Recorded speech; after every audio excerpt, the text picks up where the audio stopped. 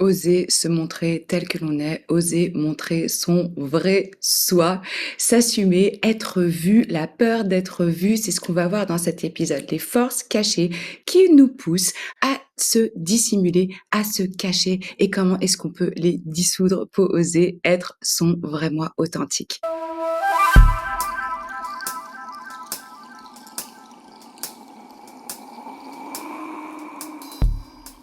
Parce que croyez-le ou non, le plus beau cadeau que vous pouvez faire à l'humanité, c'est réellement d'oser vous montrer tel que vous êtes. Au moment où j'enregistre ce message, c'est une pleine lune en Verseau. On est dans la saison du Lion. Ces énergies, elles vont réellement mettre en lumière notre individualité et comment est-ce qu'on peut oser se montrer sans complexe dans son authenticité. Alors, on fait tous face à ces peurs. La peur d'être rejeté, la peur d'être critiqué, le regard des autres, la peur d'être abandonné, de pas être apprécié, le jugement qu'on porte envers soi-même, le dialogue qu'on a avec soi. Tout ça, c'est des choses réellement qui nous empêchent de nous montrer tel que l'on est. On met des masques en société. C'est très rare les moments où on arrive à se sentir vraiment dans son authenticité complète. Alors comment est-ce qu'on peut réussir justement à s'exprimer sans complexe, sans avoir honte, sans se sentir ridicule?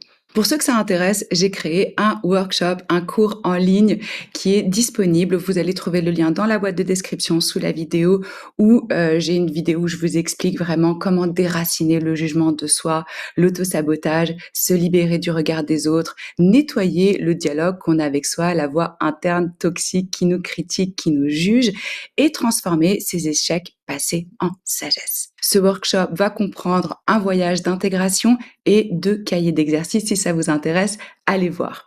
Il faut savoir que ce module fait partie d'un programme beaucoup plus long qui est aussi aujourd'hui disponible pour vous, Ma retraite self-love ou l'art de s'aimer tel que l'on est. Dans ce programme holistique, vous allez avoir des fondements essentiels pour pouvoir vous reconnecter à vous, vous aimer, vous accepter profondément.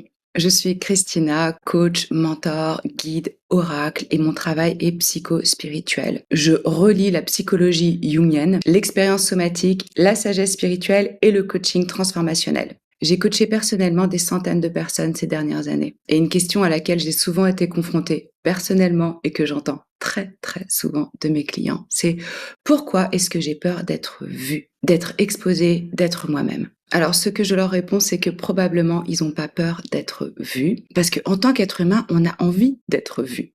C'est une inclination naturelle. Alors, je vais couvrir aujourd'hui pour vous les forces cachées en action qui font que on a ce blocage. Alors, cette peur de nous exposer, c'est vraiment euh, la peur d'être exposé à l'humiliation et au ridicule.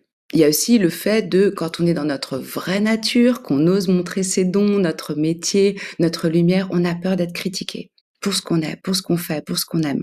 On peut aussi avoir peur d'être attaqué, d'être persécuté et même d'être banni à cause de notre vérité personnelle. On peut s'exposer au fait de perdre des personnes qui sont importantes pour nous parce que justement, ils sont pas en résonance avec notre authenticité. Et on peut aussi avoir peur de notre puissance, de notre pouvoir. L'ego, le mental, il nous fait croire que si on est pleinement nous-mêmes, cette force qu'on a en nous, cette lumière, elle pourrait créer réellement une trop grande séparation entre nous et les autres. Et qu'est-ce qui se passe? On va se retrouver seul parce qu'on est trop différent et on va se sentir alors exclu. Alors qu'en fait, ce qui nous exclut réellement, et ce qui crée ce sentiment de solitude, c'est justement de ne pas s'autoriser à être pleinement dans son essence. Ces points dont je vous parle ici, qui peuvent être les forces cachées, oui, qui sont, pourquoi j'ai peur d'être moi-même, j'ai personnellement fait face à ces différentes choses aussi. Et c'est dur et c'est triste de voir qu'on vit dans une société où tout le monde porte des masques, où tout le monde a peur d'être authentique, d'exposer ses points de vue. Parce que, oui, comme je vous disais, la peur d'être jugé, la peur d'être rejeté, la peur d'être exclu, la peur même d'être banni. Et la question, c'est vraiment quand est-ce qu'on va cesser de faire le caméléon pour s'adapter aux autres et aux circonstances? Faut se rendre compte qu'on vit dans une société quand même où la majorité des gens, il faut qu'ils soient ou bourrés ou drogués pour oser se lâcher, être vulnérables, ressentir, avoir des émotions, pour être soi. Donc moi, j'ai vraiment envie de vous aider à, ne pas avoir besoin de vous auto-saboter ou de vous détruire, de vous assumer pleinement. J'ai vu des femmes devenir mères parce que c'est ce qu'on attendait d'elles, hein. Des couples se marier parce que, c'est l'âge, le temps est venu, c'est ce qui se fait. Tous mes amis, c'est ce qu'ils font, donc c'est ce que je dois faire aussi. Des personnes qui ont laissé tomber, leur passion pour reprendre l'affaire familiale et cetera et cetera. Il y a un milliard d'exemples où le fait de pas être dans son essence, dans son authenticité, on passe à côté de sa vie. Combien de vies de carrière sont brisées par le fait de favoriser l'appartenance à un groupe? Ou se contenter d'être des pâles copies des uns et des autres, parce que réellement, qu'est-ce qui se passe? C'est que c'est la peur qui gouverne. Alors posons-nous de façon honnête la question, est-ce que mes choix proviennent d'un cœur libre? Ou est-ce que cette décision en particulier, elle prend racine dans la peur et dans le qu'en dira-t-on? Est-ce que c'est un choix individuel, personnel? Et combien de temps est-ce que je vais continuer à vivre en diminuant ma lumière? Je veux vraiment que vous preniez conscience que votre voix, elle est importante. Votre créativité est un don. Votre excentricité, votre individualité, ce qui fait de vous que vous êtes vous, c'est merveilleux et c'est un cadeau pour nous tous. Je crois réellement qu'il est possible de vivre cette unicité dans la diversité. Et que notre monde, il serait beaucoup plus riche si chacun osait être lui-même et qu'on n'avait pas juste des gens qui, en fait, se ressemblent, font la même chose de la même façon, pour avoir ce sentiment d'appartenance. Vous pouvez demander à votre moi supérieur de vous aider à vous libérer de vos peurs d'être vu, pour que vous puissiez justement être libre d'être ce pourquoi vous êtes sur cette terre, ce pourquoi vous êtes venu ici. Les forces cachées dont je vous ai parlé, hein, qu'est-ce qui fait qu'on a peur de vraiment être soi-même? Je sais par expérience que ce sont certaines de ces peurs qui m'ont paralysée, qui ont paralysé mon expression et je ferais pas le travail que je fais aujourd'hui si j'avais pas trouvé un plan pour les dissoudre en moi. Il y a plein de peurs d'être vue auxquelles j'ai dû faire face au cours de ma vie, hein, et souvent justement ces peurs-là, elles sont même parfois inconscientes et elles prennent racine dans notre enfance. On est beaucoup à avoir été, humiliés à l'école, à avoir été critiqués. Moi, je l'ai vécu aussi. Quand j'ai changé de carrière et que j'ai révélé mes dons de voyance, il y a plein de peurs qui sont remontées. Parce que oui, on fait face à des personnes qui vont pas comprendre, qui vont pas être d'accord et parfois, ça va nécessiter de faire un tri ou de passer par des moments où on va être plus seul avant de pouvoir réellement attirer des personnes qui sont dans la même vision, dans la même dynamique que vous. Le fait de oser montrer ma tête en vidéo. Croyez-moi, ça a été un challenge énorme pour moi et ça va mieux, mais c'est pas encore quelque chose avec lequel je suis complètement à l'aise. Donc là, j'ai dû vraiment faire ce travail interne, libérer, déraciner, dissoudre ces peurs pour pouvoir m'assumer dans ce que mon âme m'appelait à faire. Et puis souvent, on a aussi vraiment un split, un conflit entre ce que notre tête, elle veut et ce que notre cœur, il veut. Ce pourquoi notre âme, elle est venue ici. Parce que notre tête, elle a été conditionnée. Donc, on a des paramètres, des références qui sont reçus, qui sont intégrés, comme c'est ce qui se fait, c'est ce qui fait bien, ça c'est raisonnable, ça a du sens. Alors que votre âme, elle s'en fout. Votre cœur, il s'en fout. Et moi, quand j'ai reçu ce message que je devais justement guider, accompagner, etc., ça a été super dur, même au niveau de l'identité, de déconstruire ce que j'avais construit avant. Cette petite identité confortable qui faisait bien en société, où les gens faisaient clap clap, ils admiraient. Vous imaginez bien que quand on dit aux gens, ouais, je suis directrice de création dans la publicité, ils sont là, waouh. Et vous leur dites, je mets des cartes en ligne et je fais des vidéos pour le développement personnel. Croyez-moi, ça fait pas le même effet. Donc ça a dû être aussi déconstruit en moi, repousser des limites, sortir de ma zone de confort, apaiser, réguler mon système nerveux pour oser prendre des risques, faire des baby steps, des petits pas pour pouvoir justement conquérir, hein, développer la confiance en soi. Il faut comprendre que la confiance en soi, c'est comme un muscle. C'est pas quelque chose qui vient par le Saint-Esprit, c'est quelque chose que vous allez exercer et vous pouvez penser à, par exemple, mettons, vous voulez vous faire un corps de rêve pour l'été, ça va pas être en restant sur votre canapé. Vous allez devoir faire du sport, vous bouger, vous activer. C'est exactement la même chose pour la confiance en vous.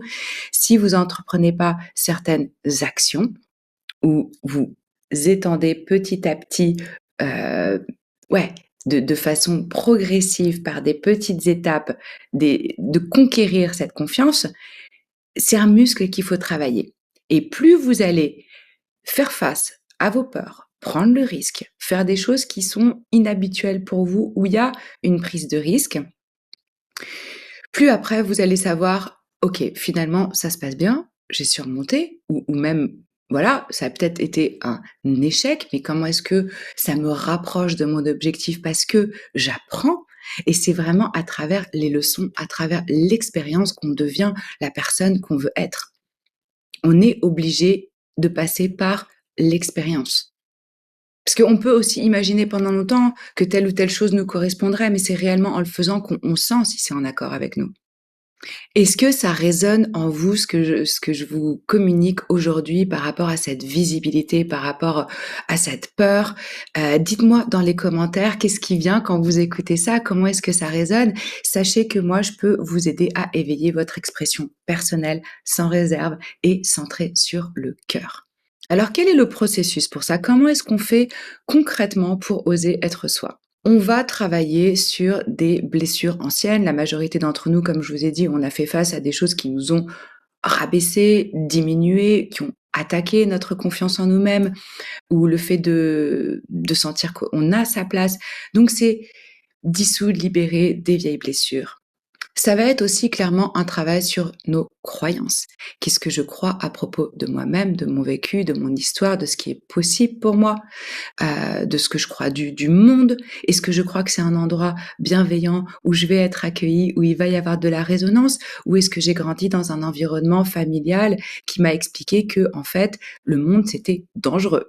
Et même si vous n'avez pas grandi dans un environnement comme ça, aujourd'hui, si vous écoutez, les news, bon moi c'est pas du tout ce que je fais, hein, mais les nouvelles et cetera, tout est fait pour vous créer de la peur, de la division et vous faire croire que de toute façon, il faut pas sortir du rang. Si vous sortez du rang, vous êtes pas normal. Aujourd'hui, on a des étiquettes pour absolument tout. Alors bon, ça peut être important à un stade de la découverte de soi, du développement personnel, de l'évolution, de pouvoir identifier et de se dire: «OK, en fait, je suis ADHD, j'ai tel ou tel problème». Mais vous n'êtes pas que ça. Donc un travail sur les croyances, les libérer, celles qui servent pas, les modifier, les transcender, c'est important. Parce que ce que vous croyez, c'est ce qui est possible pour vous et ça va définir réellement votre expérience de vie, votre réalité. Après, comme je vous disais, c'est apaiser le système nerveux. Si, heu, ça crée une trop grande anxiété en moi, j'ai une réaction physique inconsciente, hein, généralement, du fait de m'exposer, de me montrer, d'être authentique et comme je vous disais, la plupart on a des mécanismes d'adaptation pour pouvoir, gérer nos émotions qu'on ne sait pas gérer. Donc, on se drogue ou on boit ou selon, hein, chacun trouve, son poison, sa médecine. Donc c'est apprendre à apaiser le système nerveux de façon naturelle. Quand je me sens en sécurité, je peux beaucoup plus m'exposer et prendre un risque. Et ça passe par un travail physiologique, somatique, dans le corps. Un autre point important dans ce chemin de l'authenticité, de la pleine expression, c'est aussi vraiment ce que je vous disais, s'élancer, prendre des risques. Vous pouvez penser à l'adage, «Aide-toi et le ciel t'aidera». Moi, c'est vraiment, vraiment ce que je pense. On est co-créateur avec le divin. Les choses n'arrivent pas par le Saint-Esprit. Il y a des choses à mettre en place énergétiquement, oui, mais aussi en termes d'action concrète dans votre quotidien. Et puis, c'est changer le dialogue interne. Comment est-ce que je me parle, l'histoire que je me raconte par rapport à moi-même? Est-ce que je suis tout le temps en train de me critiquer, en train de me juger? Est-ce que, je suis dans une quête de perfectionnisme? Ça, c'est vraiment ce qu'on travaille dans, mon cours que je vais vous mettre le lien dans la boîte de description, donc si ça vous intéresse, allez voir. C'est quelque chose qu'il faut, observer et modifier. Parce que si vous vous parlez comme à de la merde, vous allez attirer des personnes qui vous parlent de cette façon-là et qui vous jugent et qui vous critiquent et vous allez même pas le reconnaître parce que ça va être rien comparé à la façon dont vous vous parlez. Donc c'est vraiment comment est-ce que je peux apprendre à me soutenir et avoir un dialogue avec moi, ouais, qui me soutient, qui m'encourage. Comme vous le feriez pour votre meilleur ami. Et puis pour oser être soi-même de façon, inconditionnelle, sans honte, sans peur, c'est vraiment s'aligner sur ses propres valeurs. Mais pour ça, il faut déjà savoir: «OK, c'est quoi mes valeurs fondamentales dans ma vie? Qu'est-ce qui dirige ma vie?» Mmh? Et pas les valeurs que j'ai reçues, que j'ai intégrées, qui en fait correspondent pas du tout, à ma vision. Quand on décide de faire tomber les masques, d'oser se montrer, il va falloir aussi faire la paix avec le fait de ne pas être compris. Ça va déranger certaines personnes, d'autres vont pas être en accord avec vous, vont pas vous suivre, vont pas vous comprendre. Voilà, ça fait partie d'eux. Mais ces personnes qui vont pas vous comprendre, ça va vous permettre justement de faire le tri et de enfin vous attirez une communauté, une famille, des amis, un soutien qui correspond à qui vous êtes véritablement. Et le fait de se sentir vu pour qui on est, et j'entends pas que vu physiquement, hein, j'entends vu dans son essence, c'est là où on se sent à sa place. Si vous avez envie, vous pouvez partager justement avec la communauté parce que c'est important. Quand on partage nos expériences, on se sent bien moins seul et ça crée un soutien, une autre dynamique. Vous pouvez partager les expériences où, quand vous vous êtes exposé, vous avez ressenti, peut-être de la honte, de la peur, du rejet ou de l'exclusion ou comment justement vous avez surmonté ça. Dites-moi comment ça résonne dans les commentaires. N'oubliez pas de liker, de partager, de vous abonner à la chaîne si ce n'est pas encore fait. Et moi, je vais vous mettre tous les liens dans la boîte de description si vous souhaitez travailler ensemble, être accompagné de façon individuelle en coaching ou de façon autonome, autogérée à travers des cours, des workshops, etc. Donc que cette pleine lune en Verseau puisse vraiment nous aider à vivre notre excentricité, notre authenticité, notre individualité. Je vous invite vraiment, après cette vidéo, à avoir une prise de risque, à faire quelque chose qui vous paraît peut-être honteux, gênant ou qui vous fait peur. Même si c'est un tout petit pas, un tout petit quelque chose. Faites-le, vous allez être fiers de vous. Dites-moi comment ça résonne. Je vous fais plein de bisous et je vous dis à la semaine prochaine. Ciao.